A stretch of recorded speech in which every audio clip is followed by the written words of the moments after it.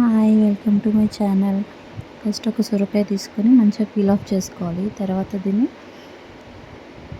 మంచిగా తురుముకోవాలి. సీడ్స్ లేకుండా చూసుకోవాలి. అన్నీ తీసేయాలి, సీడ్స్ ఉన్న మధ్యలో గుజ్జు కూడా తీసేసేయాలి. తర్వాత ఒక ప్యాన్లో నెయ్యి వేసుకొని డ్రై ఫ్రూట్స్ మంచిగా వేయించుకొని పక్కన పెట్టుకోవాలి. అలాగే ఒక బౌల్లో సాబుదానా ఉంటాయి కదా, అవి కూడా కొద్దిసేపు నానబెట్టి బాయిల్ చేసి పెట్టుకోవాలన్నమాట. అవి పెద్దగా టైం ఏం పట్టదు.